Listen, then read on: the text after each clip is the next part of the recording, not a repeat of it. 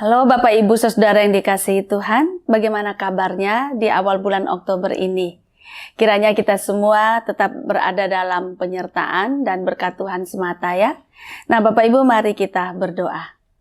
Tuhan, kami sungguh bersyukur Engkau telah berjalan bersama dengan kami melewati bulan September 2024. Dan hari ini kami memasuki bulan Oktober dan di hari pertama di bulan ini. Sungguh kami bersyukur untuk penyertaan dan berkat Tuhan yang senantiasa menaungi perjalanan kehidupan kami. Terima kasih, dalam nama Tuhan Yesus kami berdoa. Amin. Bapak Ibu, saya mengajak kita untuk membaca dari Injil Lukas pasal 12 ayat 16 sampai 21. Lalu ia menyampaikan kepada mereka suatu perumpamaan. Ada orang kaya, tanahnya berlimpah-limpah hasilnya. Ia bertanya dalam hatinya, apakah yang harus aku perbuat? Sebab aku tidak mempunyai tempat di mana aku dapat menyimpan hasil tanahku. Lalu katanya, inilah yang akan aku perbuat. Aku akan merombak lumbung-lumbungku, dan aku akan mendirikan yang lebih besar, dan aku akan menyimpan di dalamnya semua gandum dan harta bendaku. Sesudah itu, aku akan berkata kepada jiwaku, jiwaku, engkau memiliki banyak harta, tertimbun untuk bertahun-tahun lamanya. Beristirahatlah, makanlah, minumlah, dan bersenang-senanglah. Tetapi Allah berfirman kepadanya, hai engkau orang bodoh, pada malam ini juga jiwamu akan diambil darimu, dan apa yang telah kau sediakan untuk siapakah itu nanti? Demikianlah jadinya dengan orang yang mengumpulkan harta bagi dirinya sendiri, tetapi tidak kaya di hadapan Allah. Demikian jauh pembacaan firman Tuhan. Yang berbahagia adalah setiap kita yang mendengarkan firman Tuhan, memelihara serta melakukannya di dalam kehidupan kita setiap hari. Bapak Ibu Saudara yang dikasihi Tuhan Yesus, cerita Tuhan Yesus ini di dalam Injil Lukas itu diceritakan ulang oleh seorang pengarang Rusia bernama Leo Tolstoy.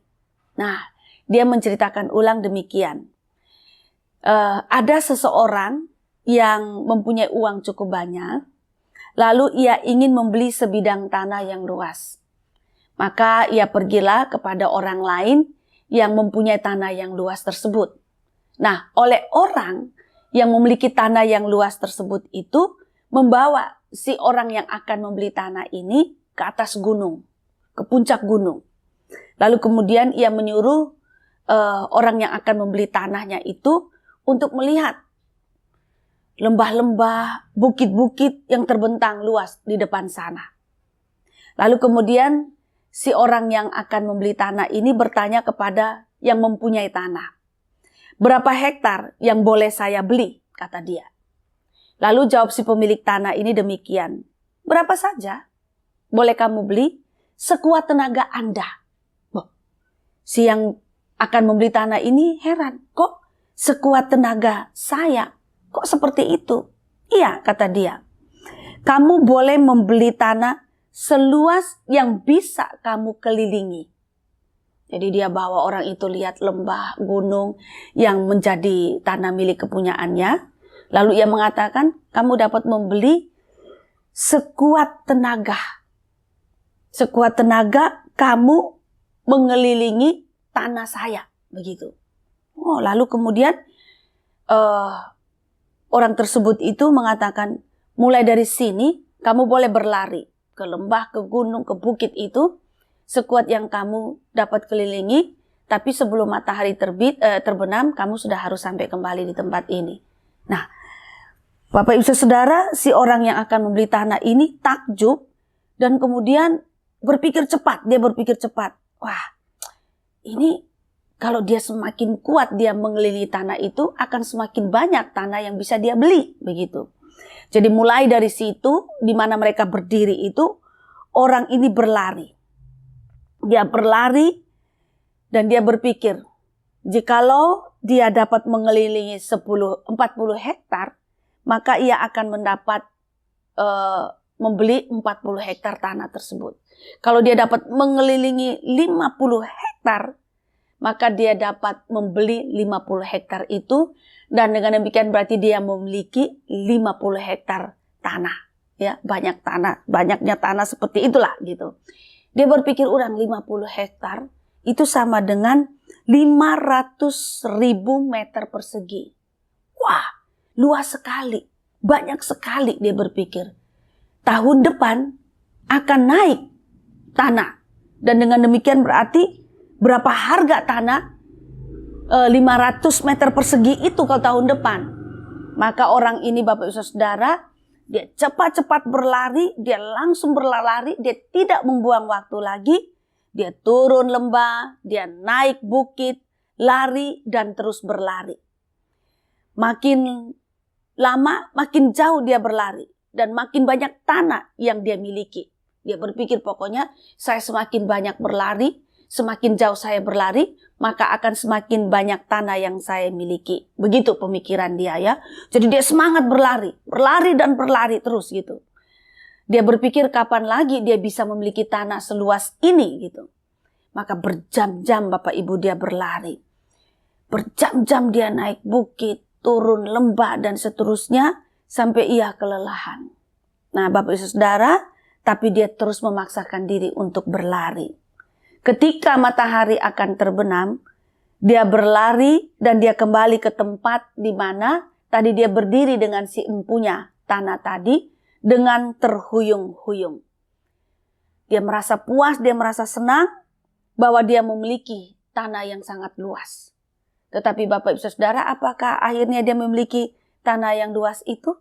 Katakanlah, apakah ia dapat memiliki 5.000 meter persegi tanah? Ternyata tidak.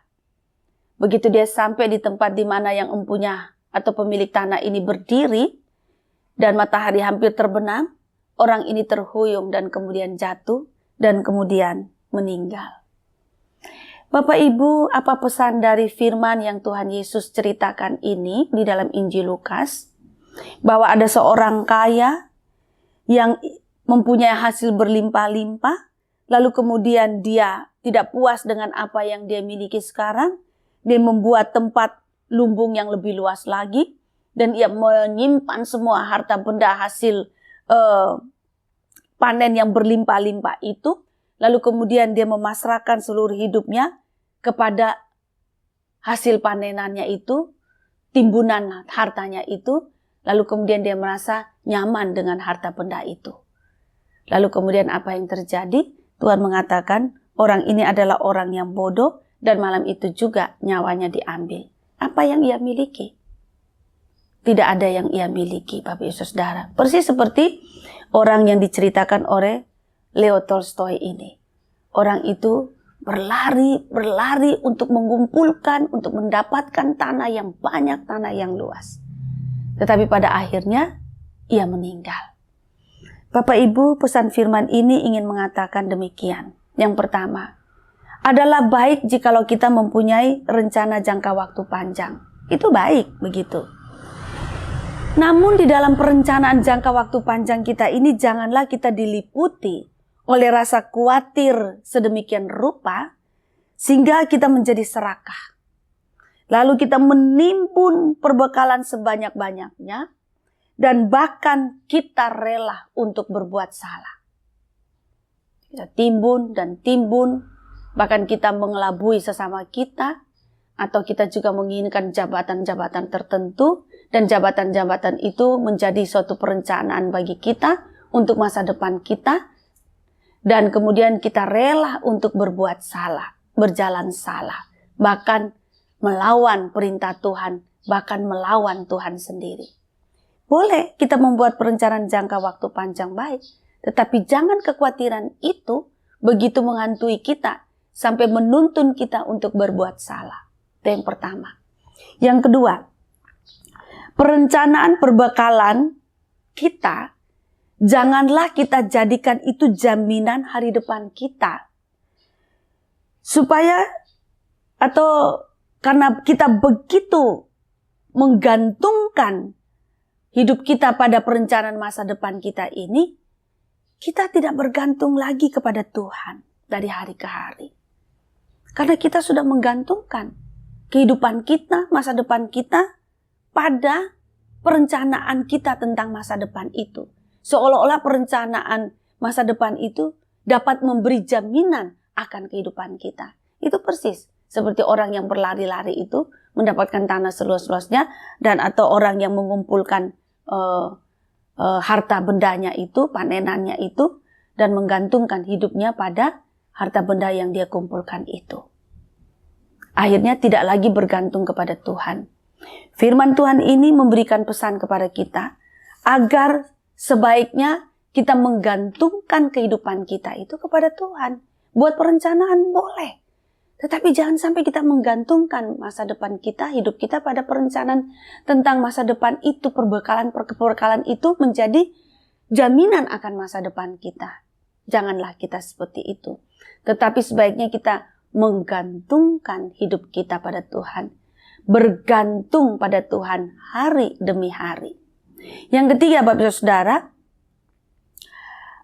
Tuhan Yesus ingin mengajar kepada kita, umatnya, supaya kalau kita meminta rezeki, kita mintalah rezeki yang kita perlukan untuk 1 hari. Bukan untuk 7 hari, bukan untuk 7 tahun, bukan untuk 7 turunan. Nah, sejalan dengan itu Tuhan Yesus berkata, sebab itu janganlah kamu khawatir akan hari esok. Karena hari esok mempunyai kesusahannya sendiri. Kesusahan sehari cukuplah sehari. Begitu Tuhan Yesus katakan di dalam Matius pasal 6 ayat 34. Firman ini ingin mengatakan bahwa supaya kita ini bergantung pada anugerah Tuhan. Sehingga kita tidak menjadi orang yang serakah. Tetapi justru kita menjadi orang yang betul-betul menggantungkan hidup kita pada Tuhan dan menggantungkan hidup kita dalam anugerah Tuhan. Pada anugerah Tuhan. Nah, mari Bapak Ibu Saudara, kita boleh berencana, kita boleh bekerja keras, kita boleh mengusahakan segala sesuatu yang ada pada kita, tetapi ingat, janganlah pernah kita menggantungkan hidup kita, masa depan kita pada semua itu.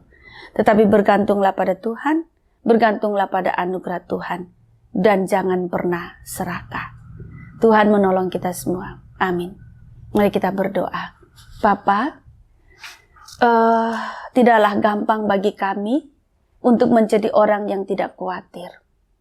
Tidaklah gampang bagi kami untuk tidak memikir sekeras-kerasnya dan bekerja sekeras-kerasnya, mengumpulkan karena kami memikirkan masa depan kami. Karena kami mengkhawatirkan masa depan kami. Kami mohon kiranya Engkau menolong kami, agar kami jangan menjadi orang seperti itu. Orang yang khawatir, lalu kemudian berencana dan menggantungkan hidup masa depan kami pada rencana-rencana dan perbekalan-perbekalan kami. Tetapi ajarkanlah kami untuk mempergunakan waktu-waktu yang Tuhan berikan dengan baik dan bijaksana, bekerja dengan baik sesuai dengan kekuatan dan talenta yang Tuhan berikan.